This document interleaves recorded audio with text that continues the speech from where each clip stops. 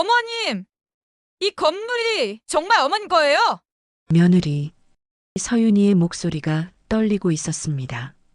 선글라스 너머로 보이는 눈가는 이미 붉게 충혈되어 있었고 평소 그렇게 똑 부러지던 그녀의 당당한 자세는 온데간데 없이 사라져 있었습니다. 그래, 30년 전부터 저는 차갑게 대답했습니다. 며느리는 그 자리에서 무릎을 꿇었습니다. 명품 구두를 신은 채로 고급 원피스를 입은 채로 마포구 합정동 빌딩 로비 한가운데에서 말입니다. 어머님, 제가 정말 잘못했어요. 제발, 저 좀 살려주세요. 눈물이 쏟아졌습니다만 저는 그 눈물이 진심인지 아닌지 더 이상 알고 싶지 않았습니다. 10년간 제가 받은 대접을 생각하면 지금 이 순간조차 너무 관대한 것 같았으니까요. 네가 날 쫓아낸 그날을 기억하니? 제가 조용히 물었습니다. 며느리는 고개를 들지 못했습니다. 그날 나는 결심했어요. 이제 내 차례라고. 낡은 가죽 핸드백을 꼭 쥐고 저는 말했습니다. 대체 어떻게 이런 일이 벌어진 걸까요?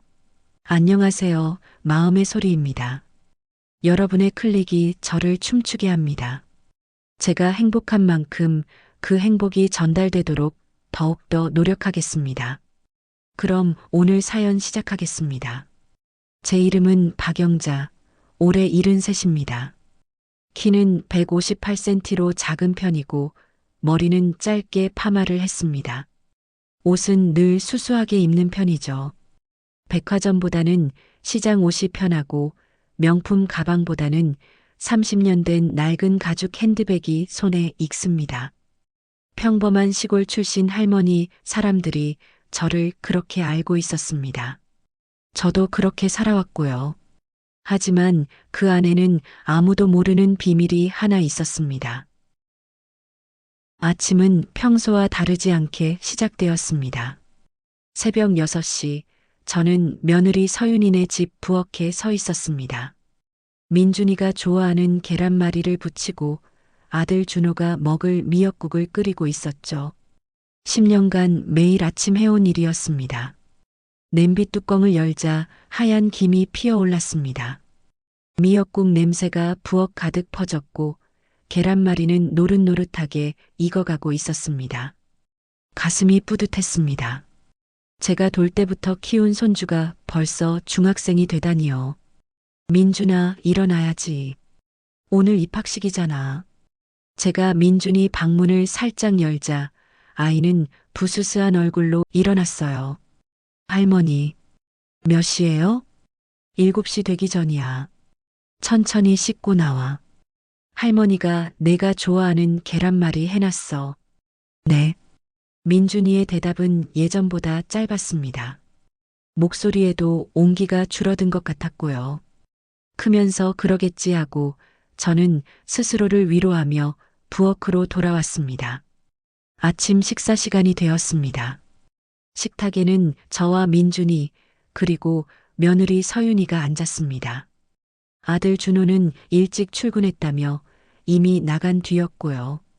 며느리 서윤이는 새로 산 명품 선글라스를 머리에 올려놓은 채 샐러드만 집어먹고 있었습니다. 제가 정성스럽게 차린 아침상은 거들떠도 보지 않았죠. 민준아, 오늘 입학식 끝나고 할머니랑 떡볶이 먹으러 갈까? 제가 민준이에게 물었습니다. 엄마, 나 오늘 친구들이랑 PC방 가기로 했어요. 민준이는 서윤이만 보며 대답했습니다. 저를 보지 않았습니다. 손끝이 시렸습니다. 그래, 그럼 다음에 가자. 억지로 웃으며 말했습니다. 그때였습니다. 며느리 서윤이가 포크를 내려놓으며 입을 열었습니다. 어머님, 목소리 톤이 평소와 달랐습니다. 냉랭했습니다. 응, 민준이도 이제 중학생이잖아요. 뭔가 불길한 예감이 들었습니다. 그래서 어머님도 이제 좀 편히 쉬셔야 하지 않을까 싶어서요. 쉬다니요? 무슨 말이야, 서윤아. 나는 괜찮은데. 아니에요. 어머님도 이제 70이 넘으셨잖아요. 매일 아침 일찍 일어나서 밥하시고 청소하시고 빨래하시고 몸 상하실까봐 제가 걱정돼서요. 거짓말이었습니다. 며느리의 눈빛에는 걱정이라고는 찾아볼 수 없었습니다. 오히려 차갑고 계산적인 시선만이 저를 향하고 있었죠. 그래서 말인데요. 어머님, 독립하시는 게 어떨까 싶어요. 독립. 그 단어가 귓가에 꽂혔습니다. 독립이라니, 그게 무슨 말이야? 어머님 혼자 사실 집을 알아보시면 어떨까 해서요. 저희가 보증금이랑 월세 좀 도와드릴게요. 고시원 정도면 괜찮을 것 같은데. 고시원이라고요? 10년을 손주 키워주고 10년을 아침부터 밤까지 집안일하고 그 대가가 고시원이라니요. 서윤아, 그게 어머님도 어머님만의 삶이 있으시잖아요. 이제 자유롭게 사셔야죠. 계속 저희 눈치 보시면서 사시는 것보다 훨씬 편하실 거예요. 속상한 일이 있어도 손자를 보는 낙으로 참고 살았습니다. 그래도 이런 식은 아니지요. 손이 떨렸습니다. 이번 달 안으로 나가시는 게 좋을 것 같아요. 민준이 방도 넓혀줘야 하고 어머님 방을 서재로 쓰려고 하거든요. 민준이를 봤습니다. 아이는 고개를 푹 숙이고 스마트폰만 보고 있었습니다. 민준아. 네. 할머니가 나가면 너는 괜찮겠어? 잠시 침묵이 흘렀습니다. 민준이는 여전히 저를 보지 않았습니다. 엄마가 알아서 할 거예요. 가슴이 무너졌습니다.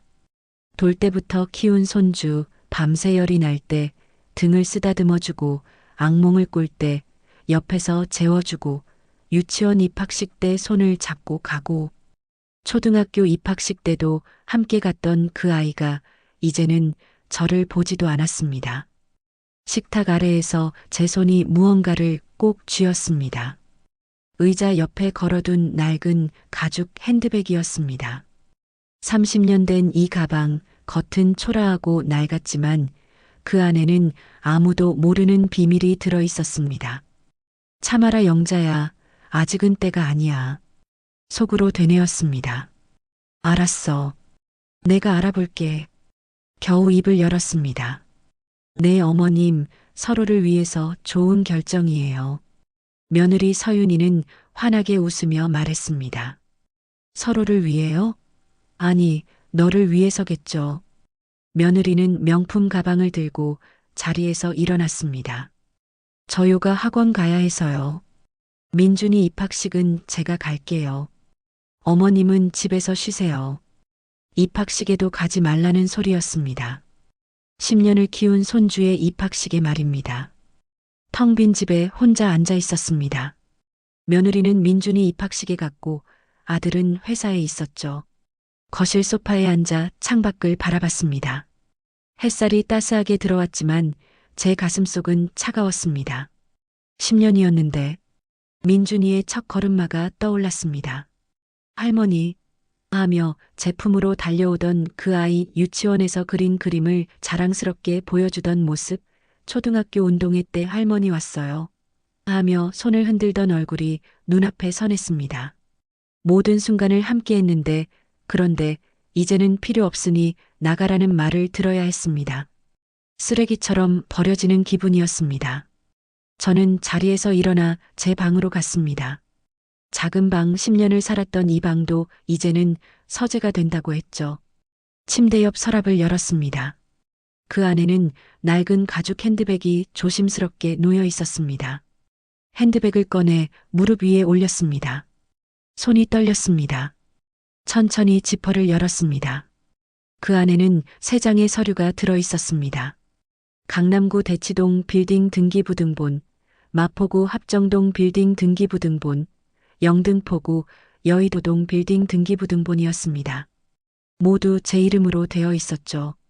소유주 박영자, 취득일자는 2008년, 2013년, 2019년이었고 현재 시가로는 약 170억 원에 달하는 자산이었습니다. 1995년의 일이었습니다. 남편도 모르게 친정 어머니에게 물려받은 유산 5천만 원이 있었는데 그때 저는 결심했습니다. 이 돈은 아무에게도 말하지 말자고요. 왜였을까요? 처음에는 남편 때문이었습니다. 남편은 좋은 사람이었지만 사치와 도박 버릇이 있었거든요. 친정에서 물려받은 그 돈마저 날릴까봐 두려웠습니다. 그래서 몰래 숨겼던 거죠. 그래서 저는 그 돈으로 작은 상가 하나를 샀습니다.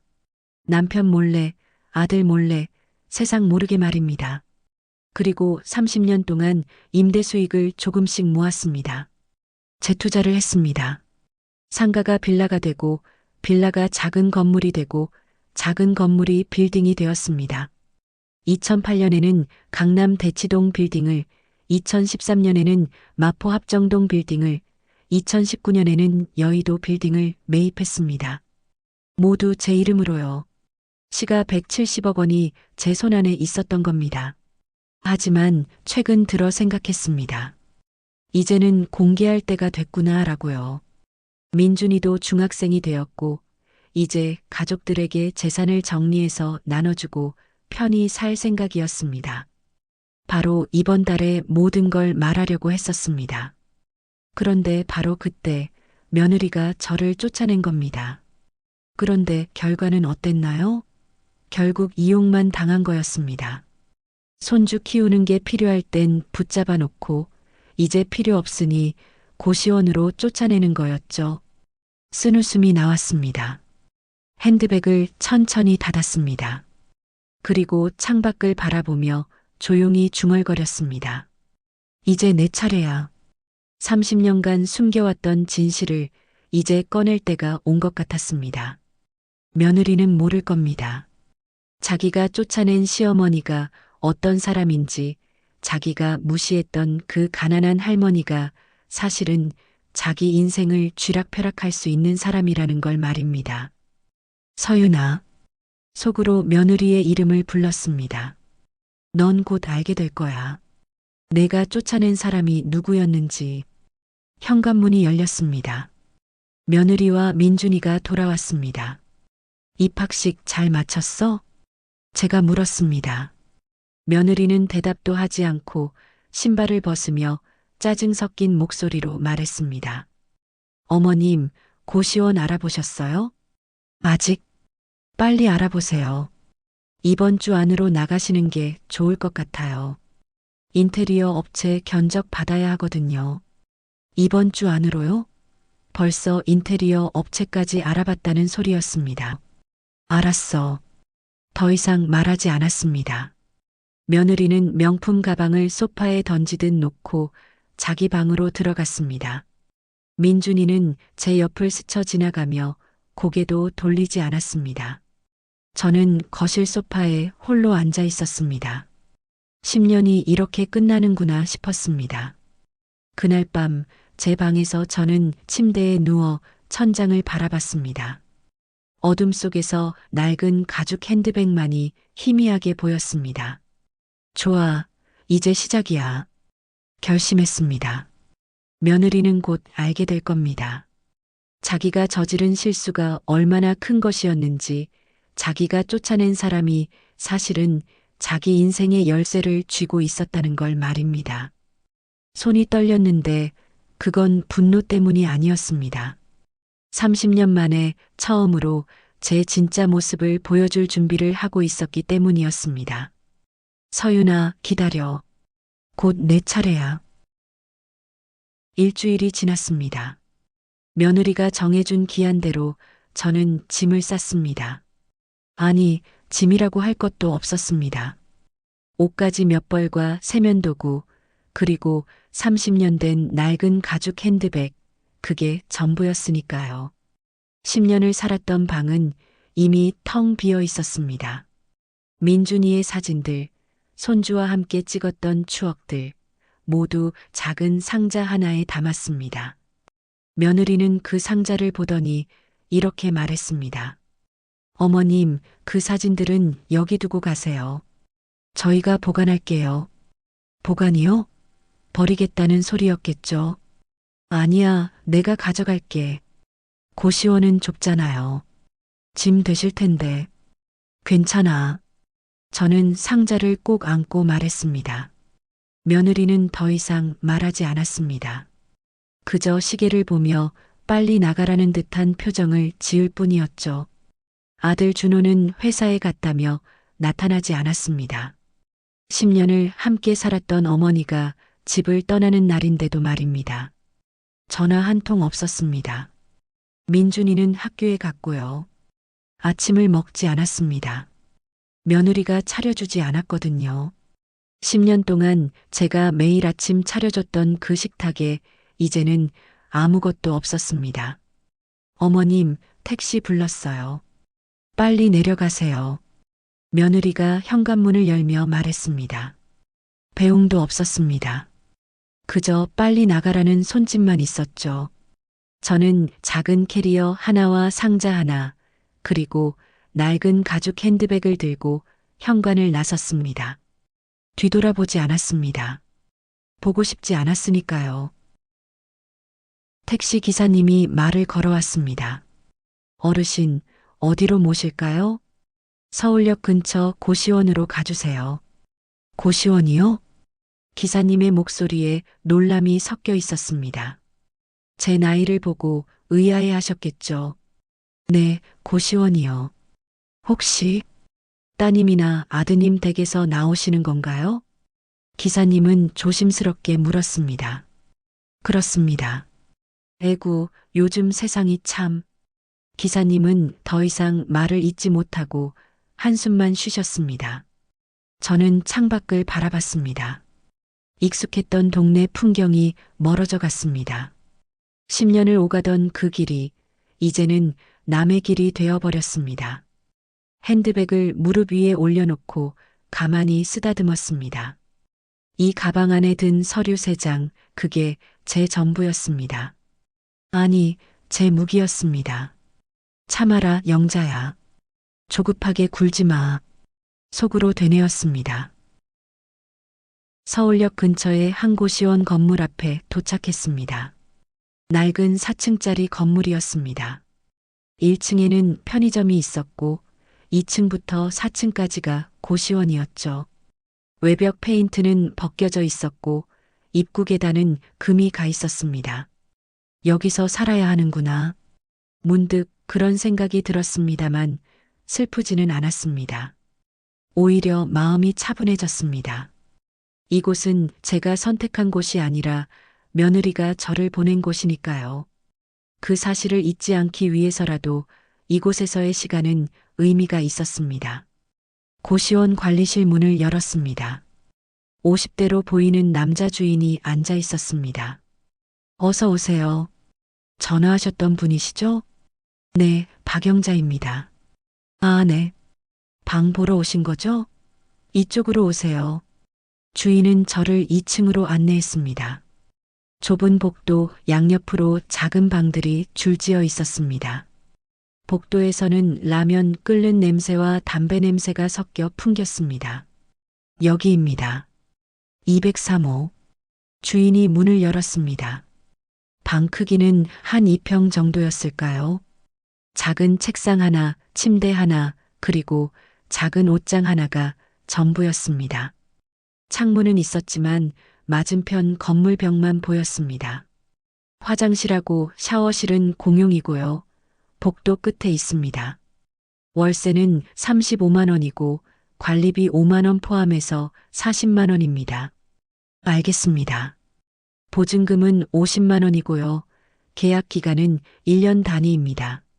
저는 핸드백에서 현금 봉투를 꺼냈습니다. 며느리가 준 돈이었습니다. 보증금이랑 석 달치 월세라며 던지듯 건네줬던 그 돈을요. 여기 있습니다. 아, 네. 감사합니다. 주인은 돈을 받고 영수증을 끊어줬습니다. 그리고 방 열쇠를 건네며 말했습니다. 어르신, 혹시 불편한 거 있으시면 언제든지 말씀하세요. 고맙습니다. 주인이 나가고 저는 혼자 남았습니다. 짐을 풀었습니다. 옷가지는 작은 옷장에 넣었고 세면도구는 책상 위에 놓았습니다. 민준이와 찍은 사진들이 든 상자는 침대 밑에 밀어 넣었습니다. 그리고 낡은 가죽 핸드백은 베개 옆에 두었습니다. 창밖을 바라봤습니다. 맞은편 건물 벽에는 누군가가 낙서를 해놓았더군요. 무슨 내용인지는 보이지 않았지만 어쨌든 그게 제가 보게 될 풍경의 전부였습니다. 배가 고팠습니다. 아침을 먹지 못했고 점심도 거른 상태였으니까요. 1층 편의점에 내려가 컵라면 하나와 삼각김밥 하나를 샀습니다. 그리고 방으로 돌아와 작은 책상에 앉아 저녁을 먹었습니다. 컵라면 뚜껑을 열자 뜨거운 김이 피어올랐습니다. 10년 동안 며느리네 집에서 매일 정성스럽게 차린 저녁 식사와는 너무나 달랐습니다. 하지만 이상하게도 눈물이 나지 않았습니다. 오히려 마음이 편했습니다. 이게 진짜 내 삶이구나. 라면을 후루룩 먹으며 생각했습니다. 10년간 며느리네 집에서 살았던 그 시간은 사실 제 삶이 아니었던 거죠. 남의 집에 얹혀 살며 눈치 보고 필요할 때만 쓰이다가 버려진 시간이었습니다. 라면을 다 먹고 나서 저는 핸드백을 무릎 위에 올렸습니다. 지퍼를 천천히 열었습니다. 세 장의 등기부등본이 그대로 있었습니다. 손으로 만져보니 종이의 감촉이 생생했습니다. 이제 시작이야. 저는 작은 책상 서랍에서 공책 한 권과 볼펜을 꺼냈습니다. 편의점에서 함께 산 거였죠. 공책 첫 장을 펼치고 제목을 적었습니다. 진실 공개 계획이라고요. 그리고 그 아래에 차근차근 계획을 세워나갔습니다. 먼저 1단계로 정보를 수집해야 했습니다. 며느리 서윤이가 운영하는 SNS 쇼핑몰의 현황을 파악하고 아들 준호의 회사 상황도 확인해야 했습니다. 손주 민준이의 학교 생활도 체크할 필요가 있었고요. 2단계는 카드를 준비하는 단계였습니다. 30년간 제 자산을 관리해 주신 세무사 최 실장님을 만나 빌딩별 임차인 현황을 확인하고 며느리 쇼핑몰과의 연결고리를 파악해야 했습니다. 3단계는 타이밍을 설정하는 거였습니다. 며느리가 가장 급박한 순간까지 기다려야 했습니다. 조급하게 굴면 안 되고 냉정함을 유지해야 했죠. 그리고 마지막 4단계, 진실을 공개하는 단계였습니다. 한 번에 모든 카드를 공개하지 않고 단계적으로 충격을 줄 생각이었습니다. 최종 결정은 그때 가서 판단하기로 했습니다. 공책에 쓰면서 저는 차분해졌습니다. 30년간 사업을 해오며 배운 게 있었습니다. 감정적으로 움직이면 안 된다는 것, 철저한 계획과 타이밍이 중요하다는 것이었죠. 서윤아, 너는 아직 모르겠지. 속으로 중얼거렸습니다. 네가 쫓아낸 그 가난한 시어머니가 누구였는지. 고시원에서의 첫 아침을 맞았습니다. 새벽 6시 몸이 알아서 일어났습니다. 10년간 그 시간에 일어나 아침 준비를 했었으니까요. 하지만 이제는 아무도 없었습니다. 부엌도 없었고 민준이도 없었고 며느리도 없었습니다. 저 혼자였습니다. 복도 끝 공용 화장실에 가서 세수를 했습니다. 거울을 봤습니다. 73세 할머니의 얼굴이 보였습니다. 주름이 깊었고 머리는 희끗희끗했으며 눈가에는 세월의 흔적이 역력했습니다. 하지만 눈빛만은 달랐습니다. 예전처럼 초라하거나 주눅든 눈빛이 아니었습니다. 오히려 날카롭고 단단한 눈빛이었죠. 좋아, 박영자. 이제 시작이야. 거울 속 제 모습을 보며 다짐했습니다. 1층 편의점에서 아침으로 우유 한 팩과 빵 한 개를 샀습니다. 그리고 방으로 돌아와 작은 책상에 앉아 아침을 먹었습니다. 빵을 한 입 베어 물면서 핸드폰을 꺼냈습니다. 전화번호부를 열었습니다. 그리고 한 번호를 찾았습니다. 최민석 세무사라는 이름이 보였습니다. 30년간 제 자산을 관리해 주신 분이었습니다. 남편도 아들도 며느리도 모르게 말입니다. 최 실장님만이 제 비밀을 알고 있는 유일한 사람이었죠. 전화를 걸었습니다. 신호음이 3번 울린 뒤 연결되었습니다. 여보세요, 최민석입니다. 실장님, 저 박영자입니다. 아, 사장님, 오랜만입니다. 어떻게 지내셨어요? 실장님은 저를 사장님이라고 불렀습니다. 30년 전부터 그렇게 불러왔죠. 실장님, 만나 뵙고 싶습니다. 중요한 일이 있어서요. 물론이죠. 언제 편하세요? 오늘 오후에 가능하신가요? 네, 가능합니다. 사무실로 오시겠어요? 네, 그렇게 하겠습니다. 알겠습니다. 오후 2시에 뵙겠습니다. 전화를 끊었습니다. 그리고 공책을 펼쳐 1단계 정보 수집 옆에 체크 표시를 했습니다. 이제 본격적으로 시작이야. 강남역 근처에 있는 세무사 사무실에 도착했습니다. 깔끔한 빌딩 10층이었습니다. 엘리베이터를 타고 올라가며 심장이 두근거렸습니다. 긴장이 아니라 기대감이었습니다. 사무실 문을 열고 들어가자 최 실장님이 반갑게 맞아주셨습니다. 사장님, 오랜만입니다. 실장님, 그동안 잘 지내셨어요? 네, 덕분입니다. 앉으세요. 실장님은 저를 응접실로 안내했습니다. 따뜻한 차를 내오며 조심스럽게 물었습니다. 그런데 사장님, 무슨 일이신지 여쭤봐도 될까요? 전화 목소리가 평소와 좀 다르셨어요. 저는 낡은 가죽 핸드백을 무릎 위에 올려놓고 천천히 입을 열었습니다. 실장님, 이제 때가 된 것 같습니다. 때요? 30년간 숨겨왔던 제 정체를 드러낼 때 말입니다. 실장님의 눈이 커졌습니다. 혹시 가족분들에게? 네, 그렇습니다. 무슨 일이 있으셨습니까? 저는 지난 일주일간 있었던 일들을 차근차근 설명했습니다. 며느리가 저를 쫓아낸 일, 고시원으로 이사 온 일, 그리고 이제 제 진짜 모습을 보여줄 계획을 세우고 있다는 것까지요. 실장님은 제 이야기를 다 듣고 나서 한숨을 길게 내쉬었습니다.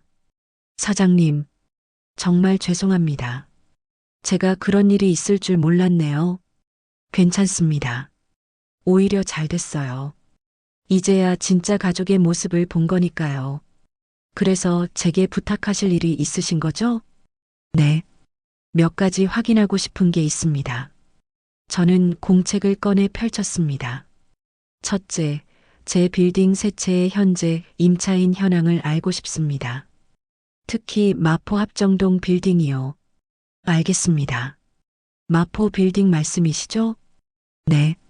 거기 임차인 중에 혹시 SNS 쇼핑몰을 운영하는 업체가 있나요? 실장님은 잠시 생각하더니 고개를 끄덕였습니다. 아, 맞습니다. 3층에 러블리 스토어라는 쇼핑몰 사무실이 있습니다. 젊은 여성분이 운영하시던데. 러블리 스토어. 며느리 서윤이가 운영하는 쇼핑몰 이름이었습니다. 역시 속으로 무릎을 쳤습니다. 그 업체 임대료는 잘 내고 있나요? 아, 사실 최근 몇 달간 연체가 좀 있습니다. 한두 달 밀린 적도 있고요. 얼마나 밀렸습니까? 지금 확인해 보니 6개월치 임대료가 밀려 있네요. 월 임대료가 300만 원인데 총 1,800만 원입니다. 6개월이나요?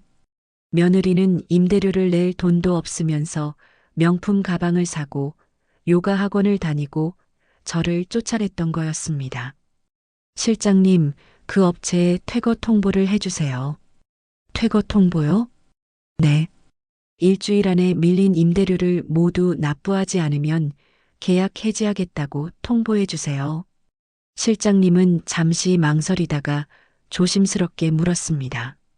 사장님, 혹시 그 업체 운영자가 며느리분이신가요?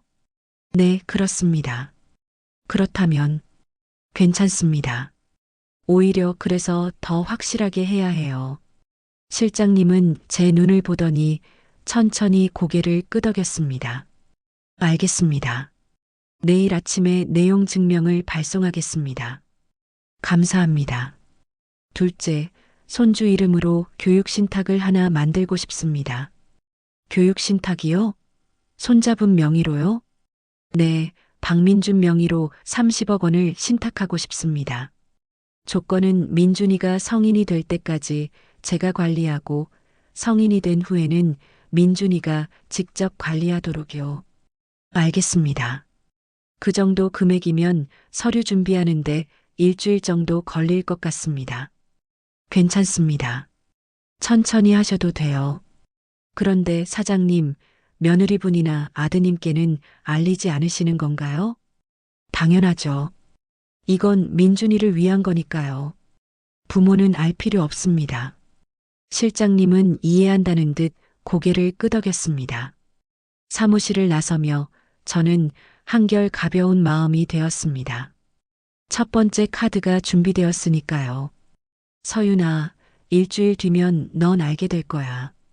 엘리베이터를 타고 내려가며 속으로 중얼거렸습니다. 네가 쫓아낸 그 시어머니가 누구였는지. 고시원으로 돌아오는 지하철 안에서 저는 창밖을 바라봤습니다. 어둠이 내리고 있었고 불빛들이 하나둘 켜지고 있었습니다. 핸드백을 무릎 위에 올려놓고 가만히 쓰다듬었습니다. 30년 된 이 가방, 겉은 낡고 초라하지만 그 안에는 며느리의 운명을 바꿀 서류들이 들어 있었습니다. 일주일 생각했습니다. 일주일 뒤면 며느리는 내용 증명을 받을 거야. 그리고 그때부터 진짜 게임이 시작되는 거지. 손이 떨렸습니다. 하지만 이번에는 두려움이 아니었습니다. 기대감이었습니다. 30년간 숨겨왔던 진실을 드러낼 준비가 되어 있었습니다. 며느리는 곧 알게 될 겁니다. 자기가 얼마나 큰 실수를 저질렀는지를요. 일주일이 지났습니다. 저는 고시원에서 조용히 지내며 때를 기다렸습니다. 매일 아침 6시에 일어나 편의점에서 산 빵으로 아침을 먹고 근처 도서관에 가서 책을 읽으며 시간을 보냈습니다. 며느리에게서는 연락이 없었습니다.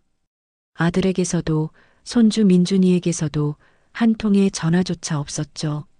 저를 완전히 잊어버린 것 같았습니다. 하지만 저는 알고 있었습니다. 오늘 며느리에게 내용 증명이 도착할 거라는 걸요. 서윤아, 준비는 됐니? 창밖을 바라보며 속으로 중얼거렸습니다.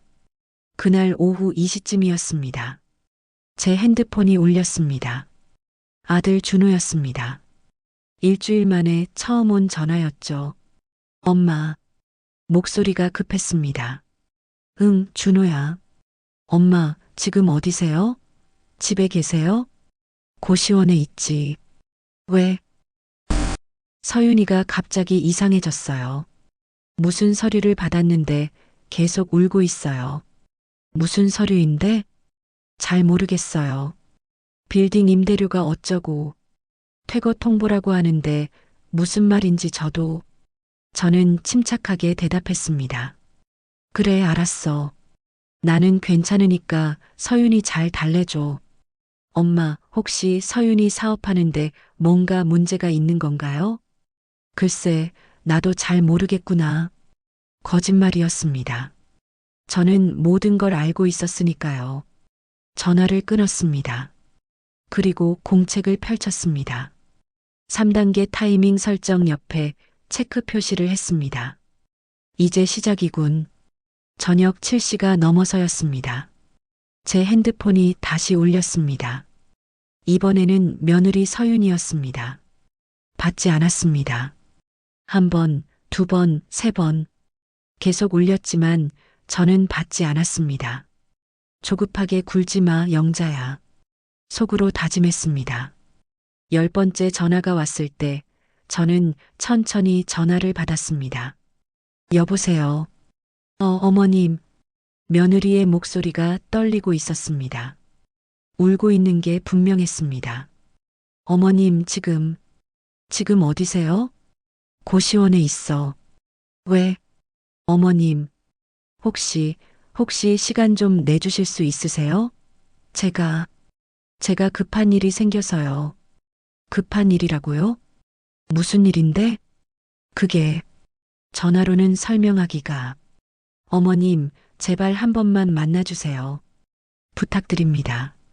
목소리에서 절박함이 느껴졌습니다. 내일 오후에 시간 내볼게. 감사합니다, 어머님. 정말 감사합니다. 제가 어디로 찾아뵐까요? 아니, 내가 갈게. 어디서 만날까? 어머님이 편하신 곳으로. 아무데나 좋아요. 저는 잠시 생각했습니다. 그리고 말했습니다. 그럼 마포구 합정동 카페거리로 나와. 내일 오후 2시. 네, 알겠습니다. 꼭 나가겠습니다. 전화를 끊었습니다. 마포구 합정동. 며느리가 운영하는 쇼핑몰 사무실이 있는 바로 그 빌딩 근처였습니다. 며느리는 아직 모를 겁니다. 그 빌딩의 주인이 누구인지를요. 내일이면 알게 되겠지. 핸드백을 쓰다듬으며 중얼거렸습니다. 다음 날 오후 1시 30분, 저는 합정동 카페거리에 도착했습니다. 약속 시간보다 30분 일찍 나온 거였죠. 거리를 걷다가 한 카페 앞에 멈춰 섰습니다. 창문 너머로 며느리가 보였습니다. 벌써 와서 기다리고 있었군요. 저보다 더 일찍 온 모양이었습니다. 며느리는 창가 자리에 앉아 있었습니다. 테이블 위에는 서류 뭉치가 놓여 있었고 며느리는 그 서류를 보며 손으로 얼굴을 감싸고 있었습니다. 선글라스를 벗은 얼굴은 부어 있었습니다. 밤새 울었나 봅니다. 저 사람이 저렇게까지 무너질 줄은 몰랐네. 잠시 그 모습을 바라보다가 저는 카페 문을 열고 들어갔습니다. 서윤아. 제가 며느리를 부르자 며느리는 화들짝 놀라며 고개를 들었습니다. 어머님. 며느리가 황급히 일어났습니다. 눈가는 빨갛게 충혈되어 있었고 화장은 번져 있었습니다. 평소 그렇게 단정했던 며느리의 모습이 아니었습니다. 앉아. 제가 말하자 며느리는 고개를 숙이며 앉았습니다. 저도 맞은편에 앉았습니다. 낡은 가죽 핸드백을 무릎 위에 올려놓고요. 잠시 침묵이 흘렀습니다. 며느리는 입술을 깨물며 말을 꺼내지 못하고 있었습니다. 무슨 일인지 말해봐. 제가 먼저 입을 열자 며느리는 떨리는 손으로 테이블 위의 서류를 제 쪽으로 밀었습니다. 어머님, 이걸 받았어요. 어제 서류를 보았습니다. 내용 증명이었습니다. 임대료 6개월분 1,800만 원 미납. 7일 이내 납부하지 않을 시 계약 해지 및 퇴거 조치. 며느리는 눈물을 흘리며 말했습니다. 어머님 저 어떡하죠? 갑자기 건물주가 바뀌었다고 하면서 이런 통보를 보낸 거예요. 일주일 안에 1,800만 원을 어떻게 구해요? 갑자기 건물주가 바뀌었다고요? 건물주는 바뀐 적이 없습니다. 처음부터 제 거였으니까요. 그래서 네가 날 찾은 거야? 네. 어머님밖에 없어요. 남편은 회사에서 명예퇴직 압박받고 있어서 돈을 구할 수가 없고 친정엄마는 아프셔서 병원비도 부족한 상황이고 며느리는 손으로 얼굴을 감싸며 울기 시작했습니다. 어머님 제발 도와주세요. 저한테 1,800만 원만 빌려주시면 안 될까요? 꼭 갚을게요. 제발. 저는 며느리를 가만히 바라봤습니다. 일주일 전 저를 고시원으로 쫓아냈던 그 사람. 이제 필요 없으니 나가세요라고 말했던 그 사람. 그 사람이 지금 제 앞에서 무릎을 꿇듯 애원하고 있었습니다. 서윤아. 제가 조용히 말했습니다. 네, 어머님. 일주일 전 네가 내게 뭐라고 했는지 기억하니? 며느리는 고개를 들지 못했습니다. 이제 필요 없으니 나가세요라고 했지. 고시원 알아보라고 했고, 죄송합니다. 10년을 손주 키워주고 10년을 집안일하고 그렇게 살았는데 네가 날 쫓아냈어. 정말, 정말 죄송합니다. 어머님, 제가 잘못했어요. 며느리는 테이블에 이마를 대고 울었습니다. 저는 가방을 열었습니다.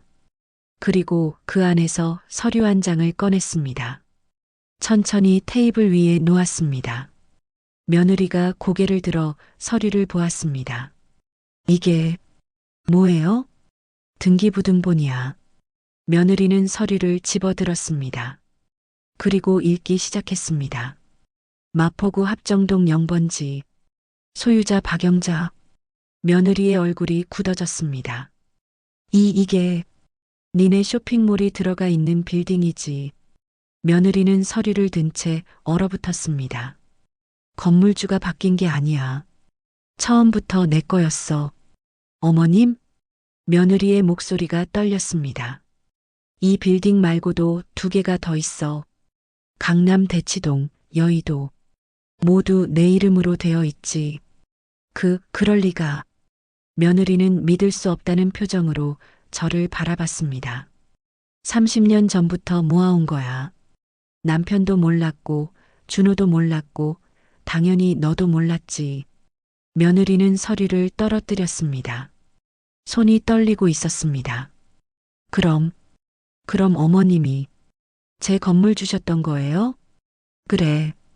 왜 말씀을 안 하신 거예요? 말할 필요가 있었니? 니는 나를 가난한 시골 할머니로 봤잖아. 그게 편했어.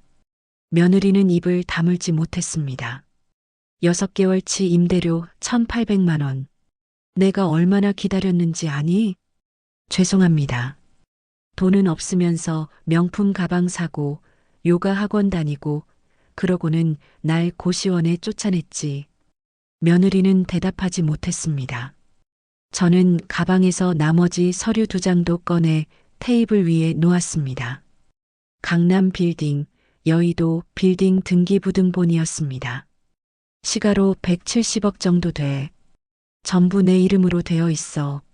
며느리는 그 자리에서 무릎을 꿇었습니다. 카페 안에서 사람들이 보는 앞에서 말입니다. 어머님, 제발 용서해 주세요. 제가 정말 잘못했어요. 제발. 주변 사람들이 쳐다보기 시작했습니다. 하지만 며느리는 신경 쓰지 않았습니다. 아니, 신경 쓸 여유가 없었겠죠. 일어나. 제가 차갑게 말했습니다. 창피하게 왜 이래. 일어나라고. 며느리는 떨리는 다리로 겨우 일어났습니다. 저는 핸드백을 다시 닫으며 말했습니다. 1,800만 원은 내일까지네. 그렇지 않으면 계약대로 퇴거야.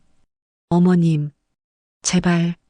그리고 앞으로 임대료 1달이라도 밀리면 바로 퇴거시킬 거야. 각오해. 며느리는 눈물을 흘리며 고개를 끄덕였습니다. 저는 자리에서 일어났습니다. 준호한테는 말하지 마. 이건 너와 나 사이의 일이니까. 네, 어머님. 민준이는 어떻게 지내니? 갑작스러운 질문에 며느리는 당황했습니다. 민준이요?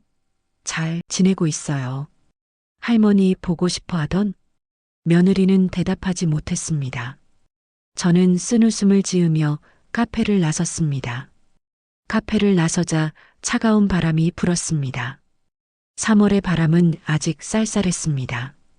핸드백을 꼭 쥐고 걸으며 생각했습니다. 이제 시작이야. 며느리는 이제 알았을 겁니다. 자기가 쫓아낸 시어머니가 누구였는지를요. 하지만 이게 끝이 아니었습니다. 아직 보여줄 카드가 남아 있었으니까요. 손주 민준이를 위한 30억 원 신탁. 그리고 진짜 가족의 의미에 대한 마지막 가르침. 서윤아, 아직 끝나지 않았어. 고시원으로 돌아가는 길에 저는 하늘을 올려다봤습니다. 구름 사이로 햇살이 비치고 있었습니다. 조금만 더 기다려, 영자야. 속으로 다짐했습니다. 진짜 결말은 아직 남았으니까 며느리가 돈을 구했는지 궁금했습니다. 1,800만 원을 하루 만에 마련할 수 있을까요? 저는 고시원 방에 앉아 핸드폰을 들여다봤습니다. 최 실장님께 전화를 걸었습니다. 실장님, 저 박영자입니다. 아, 사장님. 어제 며느리분 만나셨다고 들었습니다. 네. 혹시 오늘 입금 들어왔나요? 확인해 보겠습니다. 잠시만요. 잠시 후 실장님의 목소리가 들렸습니다. 네, 오전 10시에 1,800만 원 입금되었습니다. 돈을 구했군요.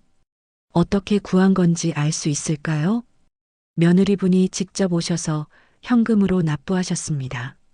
얼굴이 많이 상해 보이셨어요. 며느리가 어떻게 그 돈을 구했을까요? 친구들에게 빌렸을까요? 아니면 사채를 썼을까요? 알겠습니다. 감사합니다, 실장님. 그런데 사장님, 손잡은 교육신탁 서류 준비 완료되었습니다. 언제 방문하시겠습니까? 내일 오후에 가겠습니다. 알겠습니다. 내일 뵙겠습니다. 전화를 끊었습니다. 그리고 공책을 펼쳤습니다. 4단계 진실 공개 옆에 체크 표시를 하려다가 멈췄습니다. 아직이야. 진짜 진실은 아직 다 공개하지 않았습니다. 며느리는 제가 빌딩 주인이라는 것만 알았을 뿐 170억의 의미를, 그리고 제가 왜 30년간 숨기고 살았는지는 모릅니다. 무엇보다 민준이가 모릅니다. 민준이에게 알려줘야 해. 손주에게 진실을 말해줄 때가 온 것 같았습니다. 며느리에게서 전화가 왔습니다. 어머님, 목소리가 조심스러웠습니다. 왜? 혹시 이번 주말에 저희 집에 오실 수 있으세요? 집에요? 왜 가야 하는데? 민준이가 할머니 보고 싶다고 해요. 그리고 저도 제가 제대로 사과드리고 싶어서요. 민준이가 보고 싶다고요? 가슴이 뛰었습니다. 준호는 알아? 아니요. 아직 말 안 했어요. 어머님께서 말씀하신 대로요. 그래. 토요일 오후에 갈게. 감사합니다, 어머님. 정말 감사합니다. 전화를 끊고 저는 잠시 생각했습니다. 이제 마지막이구나. 마지막 카드를 꺼낼 시간이 온 것 같았습니다. 토요일 오후 2시, 저는 10년을 살았던 그 집 앞에 섰습니다. 15일 만에 다시 온 거였습니다. 초인종을 눌렀습니다. 며느리가 문을 열었습니다. 어머님, 어서 오세요. 며느리는 예전과 달랐습니다. 화장도 옅었고 표정도 조심스러웠습니다. 들어와요. 거실로 들어갔습니다. 익숙한 공간이었지만 이제는 낯설게 느껴졌습니다. 민준이는 방에 있어요. 제가 부를게요. 민준아. 잠시 후 방문이 열리고 민준이가 나왔습니다. 할머니. 민준이의 목소리가 작았습니다. 저를 보는 눈빛이 복잡해 보였습니다. 민준아, 할머니 보고 싶었어? 민준이는 고개를 끄덕였습니다. 네, 보고 싶었어요. 그래, 할머니도 보고 싶었어. 며느리가 거실 소파를 가리키며 말했습니다. 어머님 앉으세요. 제가 차 준비할게요. 며느리가 부엌으로 들어갔고 저와 민준이만 남았습니다. 민준이는 저 맞은편에 앉았습니다. 시선을 피하고 있었습니다. 민준아. 네.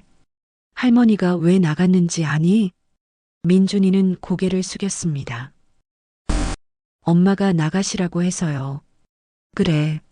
엄마가 그랬지. 넌 어떻게 생각했어? 민준이는 대답하지 못했습니다. 저는 무릎 위에 올려놓은 핸드백을 쓰다듬으며 말했습니다. 할머니는 서운하지 않았어. 넌 아직 어리니까. 죄송해요, 할머니. 민준이의 눈가가 붉어졌습니다.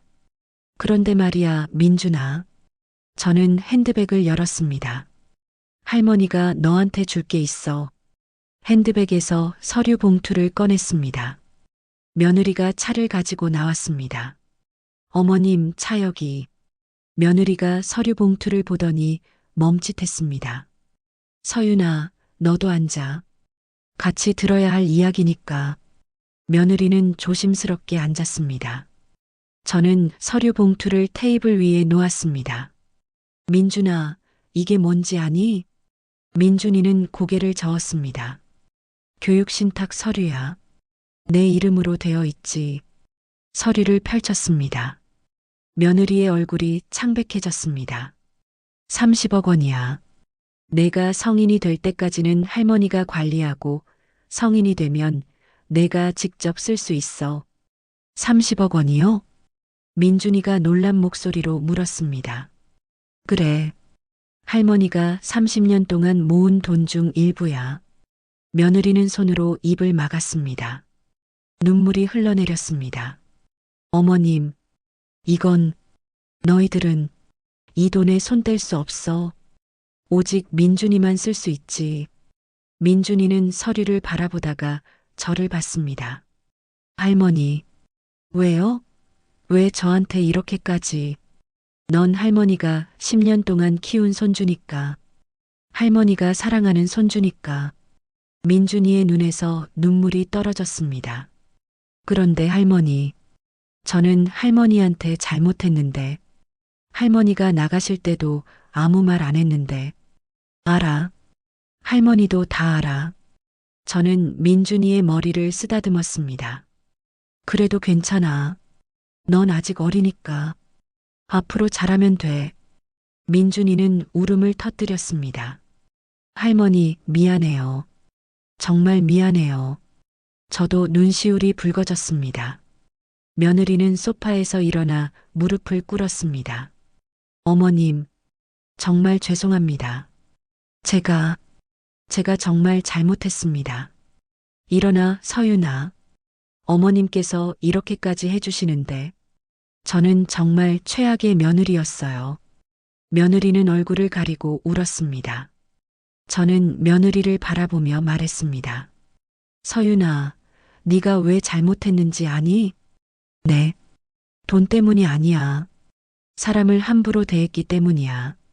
며느리는 고개를 끄덕였습니다. 저는 핸드백을 쓰다듬으며 이야기를 시작했습니다. 30년 전 친정 어머니가 돌아가시면서 남겼던 유산이며 도박에 빠져있던 남편 때문에 남몰래 투자했던 나의 30년 동안의 일들을 솔직하게 얘기를 해주었습니다. 민준이와 며느리가 조용히 들었습니다. 민준이가 중학생이 되면서 이제 공개하고 정리할 때가 됐다고 며느리가 고개를 들었습니다. 바로 이번 달에 너희한테 다 말하려고 했어. 재산 정리해서 준호한테도 주고 민준이한테도 신탁 만들어주고 그렇게 할 생각이었지. 며느리의 얼굴이 창백해졌습니다. 그런데 네가 날 쫓아낸 거야. 하필 그 타이밍에. 며느리는 고개를 떨구었습니다. 그리고 실제로 그랬잖아. 니는 날 가난한 시골 할머니로 봤어. 필요할 때만 쓰고 버렸지. 죄송합니다. 정말 죄송합니다. 하지만 말이야, 서윤아. 저는 며느리를 똑바로 봤습니다. 나는 네가 변하길 바라. 돈 때문이 아니라 사람으로서 말이야. 며느리는 눈물을 닦으며 고개를 끄덕였습니다. 네, 어머님. 꼭 변하겠습니다. 저는 민준이를 봤습니다. 민준아, 네 할머니. 이 돈은 내가 공부하고 내 꿈을 이루는 데 쓰는 거야. 부모한테 주는 게 아니야. 알겠지? 네. 그리고 할머니가 하나만 부탁할게. 뭐예요? 가끔 할머니 보러 와줄래? 고시원은 좁지만 내가 오면 할머니는 행복할 것 같아. 민준이는 눈물을 흘리며 고개를 끄덕였습니다. 네, 자주 갈게요, 할머니. 약속할게요. 저는 민준이를 안아주었습니다. 10년 동안 키운 손주, 제 품에서 울고 있는 이 아이가 너무 소중했습니다. 며느리도 다가와 저에게 절을 했습니다. 어머님, 정말 감사합니다. 그리고 정말 죄송합니다. 앞으로 달라지겠습니다. 저는 며느리의 손을 잡았습니다. 말만 하지 말고 행동으로 보여줘. 네, 꼭 그렇게 하겠습니다. 며느리네 집을 다녀온 후 일주일이 지났습니다. 민준이는 약속대로 일요일에 고시원으로 찾아왔습니다. 좁은 방이었지만 손주와 함께 컵라면을 먹으며 이야기를 나눴습니다. 할머니, 여기 너무 좁은 거 아니에요? 민준이가 방을 둘러보며 말했습니다. 괜찮아. 할머니 혼자 지내기엔 이 정도면 충분해. 엄마가 할머니 다시 오시라고 하던데요. 다시 오라고요? 그래. 네. 할머니 방 그대로 두겠대요. 다시 오시면 안 되냐고. 저는 창밖을 바라봤습니다. 할머니는 여기가 편해. 이제 눈치 안 보고 살 수 있잖아. 할머니. 응? 저 정말 반성했어요. 할머니한테 너무 못했어요. 민준이의 눈가가 붉어졌습니다. 저는 민준이의 머리를 쓰다듬었습니다. 알아. 할머니도 알아. 이제 잘하면 돼. 그날 저녁 아들 준호에게서 전화가 왔습니다. 며느리네 집을 다녀온 후 처음이었습니다. 엄마. 응, 준호야. 엄마. 제가 몰랐습니다. 정말 몰랐어요. 목소리가 떨리고 있었습니다. 뭘 몰랐는데? 서윤이한테 들었어요. 엄마가 빌딩 주인이셨다는 거. 며느리가 말했군요. 그래. 왜 말씀 안 하셨어요? 저한테도 아버지한테도 말할 필요가 있었니? 엄마. 준호는 한동안 말을 잇지 못했습니다. 엄마, 제가 잘못했습니다.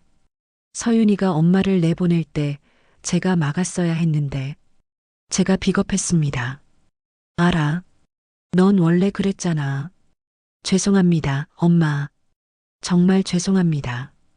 전화 너머로 훌쩍이는 소리가 들렸습니다. 준호야. 네, 엄마. 이번 주말에 시간 있니? 네, 있습니다. 그럼 토요일 오후에 여의도로 나와. 할 이야기가 있어. 네, 알겠습니다. 전화를 끊었습니다. 이제 마지막 카드를 꺼낼 시간이었습니다. 토요일 오후 2시, 저는 여의도 빌딩 앞에 서 있었습니다. 제가 소유한 3개의 빌딩 중 가장 마지막에 산 건물이었습니다. 20층짜리 오피스 빌딩이었죠. 최 실장님이 로비에서 저를 기다리고 있었습니다. 사장님 오셨습니까? 네, 실장님. 가족들은 왔나요? 네, 20층 회의실에서 기다리고 계십니다. 그럼 올라가죠. 엘리베이터를 타고 20층으로 올라갔습니다. 심장이 두근거렸습니다. 긴장이 아니라 기대감이었습니다. 회의실 문을 열었습니다. 아들 준호, 며느리 서윤, 그리고 손주 민준이가 앉아 있었습니다. 3사람 모두 긴장한 표정이었습니다. 어서 오세요, 사장님. 최 실장님이 저를 안내했습니다. 사장님? 아들 준호가 의아한 표정으로 최 실장님을 봤습니다. 네, 박영자 사장님이십니다. 이 빌딩의 소유주시죠? 준호의 얼굴이 굳었습니다. 저는 상석에 앉았습니다. 낡은 가죽 핸드백을 테이블 위에 놓았습니다. 다들 왔구나. 3사람은 대답하지 못했습니다. 오늘 너희들을 부른 이유는 간단해. 이제 모든 걸 정리하려고. 최 실장님이 서류 뭉치를 테이블 위에 놓았습니다. 여기 있는 서류들은 내가 30년 동안 모은 자산 목록이야. 서류를 펼쳤습니다. 강남 대치동 빌딩, 시가 70억. 마포 합정동 빌딩, 시가 50억. 여의도 빌딩, 시가 50억. 총 170억 원이야. 준호는 서류를 보며 입을 다물지 못했습니다. 이 중에서 민준이한테는 이미 교육신탁으로 30억을 넘겼어. 민준이는 고개를 숙였습니다. 준호야. 네, 엄마. 넌 회사에서 명예퇴직 압박받고 있다며? 준호는 놀란 표정으로 저를 봤습니다. 어떻게?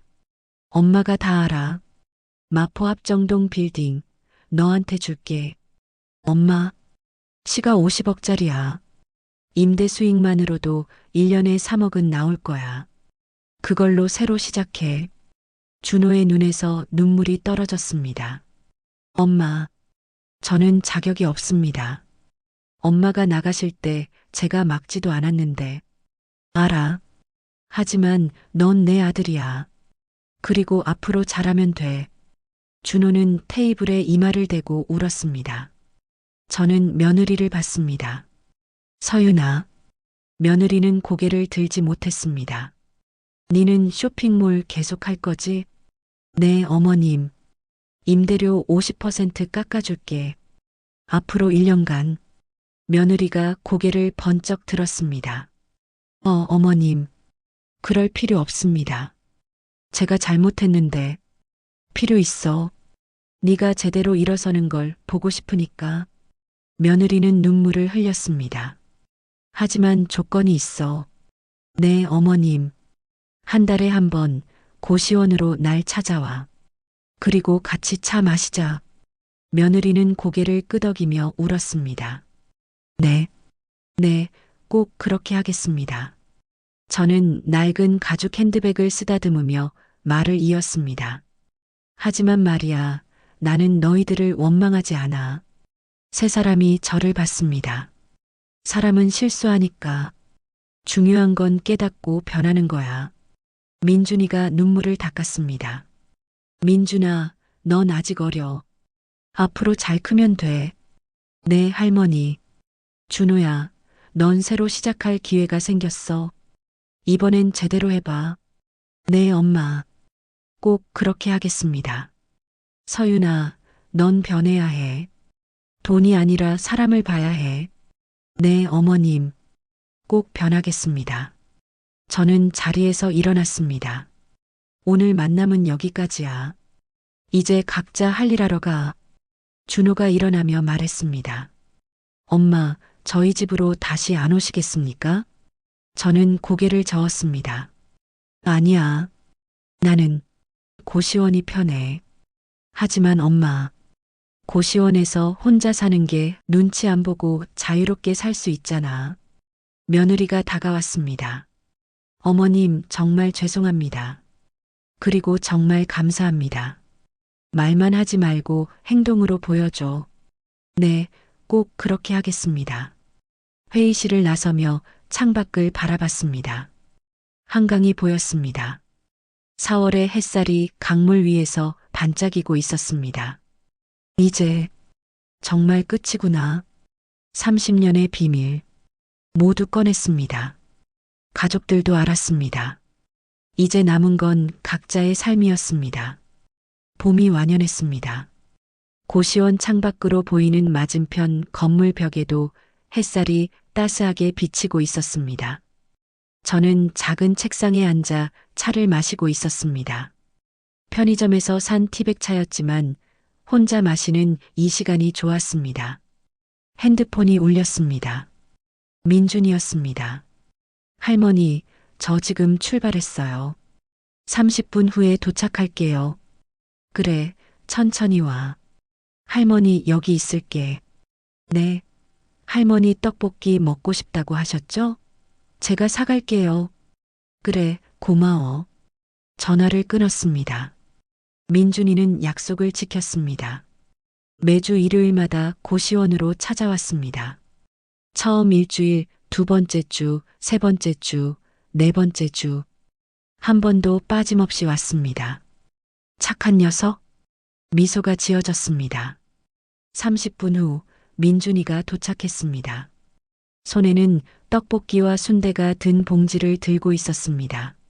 할머니, 어서 와, 민준아. 민준이는 좁은 방 안에서 떡볶이를 펼쳤습니다. 김이 모락모락 피어올랐습니다. 할머니, 여기 매운 거 빼고 달라고 했어요. 그래, 고맙다. 저와 민준이는 나란히 앉아 떡볶이를 먹었습니다. 좁은 방이었지만 손주와 함께 있으니 넓게 느껴졌습니다. 할머니 학교에서 중간고사 봤는데 수학 95점 맞았어요. 그래, 우리 민준이 잘했네. 할머니가 해준 신탁 생각하면서 열심히 했어요. 할머니 믿음에 보답하고 싶어서요. 민준이의 눈빛이 맑았습니다. 민준아, 돈은 그냥 도구일 뿐이야. 중요한 건 내가 어떤 사람이 되느냐는 거지. 네, 알아요. 엄마도 요즘 많이 달라졌어요. 그래, 어떻게? 예전엔 명품 가방만 사고 그랬는데 요즘은 집에서 저랑 아빠랑 같이 저녁 먹고 할머니 얘기도 많이 해요. 며느리가 변하고 있다는 소리였습니다. 그래, 잘 됐다. 할머니, 엄마가 다음 주에 할머니 찾아뵙겠대요. 그래, 기다리고 있을게. 다음 주 수요일 오후 며느리 서윤이가 고시원을 찾아왔습니다. 문을 두드리는 소리가 들렸습니다. 어머님, 저예요. 문을 열자 며느리가 서 있었습니다. 손에는 과일 바구니를 들고 있었습니다. 어서 와. 어머님, 이거. 들어와, 서윤아. 며느리는 좁은 방을 둘러보며 조심스럽게 들어왔습니다. 예전처럼 거만한 모습은 찾아볼 수 없었습니다. 앉아. 며느리는 작은 의자에 앉았습니다. 어머님, 쇼핑몰이 요즘 잘 되고 있어요. 어머님이 임대료 깎아주신 덕분에 여유가 생겨서 광고도 하고 직원도 한 명 뽑았어요. 그래, 잘 됐네. 모두 어머님 덕분입니다. 정말 감사합니다. 며느리는 고개를 숙였습니다. 저는 며느리에게 차를 내주었습니다. 편의점 티백차였지만요. 서윤아. 네, 어머님. 네 많이 달라졌다. 며느리는 눈가가 붉어졌습니다. 제가 정말 잘못 살았어요. 사람을 돈으로만 봤어요. 어머님을 무시했고 민준이한테도 잘못된 걸 가르쳤어요. 알아. 하지만 이제 변하고 있잖아. 네. 앞으로도 계속 노력하겠습니다. 며느리는 가방에서 봉투 하나를 꺼냈습니다. 어머님, 이게 뭐야? 매달 어머님께 드리고 싶어요. 용돈이라고 하기엔 부족하지만 저는 고개를 저었습니다. 됐어. 나는 돈 필요 없어. 하지만 네가 잘 사는 모습 보는 게 제일 큰 효도야. 며느리는 봉투를 다시 넣으며 눈물을 닦았습니다. 어머님, 다시 저희 집으로 안 오시겠어요? 저는 창밖을 바라봤습니다. 아니야. 나는 여기가 좋아. 왜요? 여긴 너무 좁고 불편하잖아요. 자유로우니까. 아무 눈치 안 보고 내 맘대로 살 수 있잖아. 며느리는 고개를 끄덕였습니다. 알겠습니다. 대신 자주 찾아뵐게요. 그래, 그렇게 해. 며느리가 다녀간 저녁 아들 준호에게서 전화가 왔습니다. 엄마, 저예요. 응, 준호야. 엄마, 빌딩 관리 일 배우고 있어요. 생각보다 재미있어요. 준호는 명예퇴직 후 빌딩 관리에 전념하고 있었습니다. 그래, 잘하고 있구나. 엄마 덕분입니다. 엄마가 아니었으면 저는 무너졌을 거예요. 무슨 소리야? 내 힘으로 한 거지. 아니에요. 엄마가 기회를 주셨잖아요. 평생 갚아도 모자랄 은혜예요. 준호의 목소리가 단단해졌습니다. 준호야. 네, 엄마. 넌 좋은 아들이야. 다만 좀 우유부단했을 뿐이지. 앞으로는 달라지겠습니다. 그래, 믿어. 전화를 끊고 저는 침대에 누웠습니다. 천장을 바라보며 생각했습니다. 모두들 변하고 있구나. 가을이 깊어졌습니다. 고시원 생활도 이제 8개월째였습니다. 오늘은 특별한 날이었습니다. 최 실장님이 고시원으로 찾아왔습니다. 사장님, 오랜만입니다. 실장님, 어서 오세요. 좁지만 들어오세요. 최 실장님은 서류 가방을 들고 들어왔습니다. 사장님께서 말씀하신 대로 나머지 자산 정리가 완료되었습니다. 그래요? 수고하셨어요. 강남 빌딩과 여의도 빌딩의 일부 지분을 사회복지법인에 기부하셨고 나머지는 사장님 명의로 유지됩니다. 연간 수익금의 50%는 자동으로 장학재단에 기부되도록 설정했습니다. 저는 고개를 끄덕였습니다. 잘하셨어요. 이제 저는 마음이 편해요. 사장님, 정말 존경스럽습니다. 30년간 이 모든 걸 혼자 실장님 덕분이죠. 고맙습니다. 최 실장님은 자리에서 일어나며 말했습니다. 사장님, 앞으로도 계속 관리해 드리겠습니다. 언제든지 연락 주세요. 네, 감사합니다. 해가 저물고 있었습니다. 저는 고시원 옥상으로 올라갔습니다. 서울 하늘이 붉게 물들고 있었습니다. 낡은 가죽 핸드백을 무릎 위에 올려놓고 쓰다듬었습니다. 30년을 함께한 이 가방, 이제는 텅 비어 있었습니다. 등기부등본도 서류도 모두 꺼냈으니까요. 하지만 이상하게도 가볍지 않았습니다. 오히려 무거웠던 것 같습니다. 그 모든 비밀을 안고 살았던 시간이 이제야 편해졌네. 하늘을 올려다봤습니다. 구름 사이로 별이 하나 둘 보이기 시작했습니다. 핸드폰이 울렸습니다. 민준이었습니다. 할머니, 이번 주 일요일에 갈게요. 할머니, 뭐 드시고 싶으세요? 글쎄, 뭐가 좋을까? 떡볶이요? 아니면 치킨? 떡볶이가 좋겠다. 알겠어요. 그럼 일요일에 봬요, 할머니. 그래, 조심히 와. 전화를 끊고 저는 다시 하늘을 바라봤습니다. 바람이 불었습니다. 차가운 11월의 바람이었지만 마음은 따뜻했습니다. 10년을 손주 키워주고 쫓겨났던 그날, 고시원에 처음 왔던 그날, 며느리가 무릎 꿇던 그날, 모든 진실을 공개하던 그날, 그 모든 순간들이 스쳐 지나갔습니다. 이제 정말 끝이구나. 하지만 끝이 아니었습니다. 새로운 시작이었습니다. 며느리는 변하고 있었고, 아들은 새로운 삶을 살고 있었고, 손주는 할머니를 잊지 않고 있었습니다. 그리고 저는 73세의 나이에 처음으로 진짜 자유를 느끼고 있었습니다. 박영자, 수고했어. 스스로에게 말했습니다.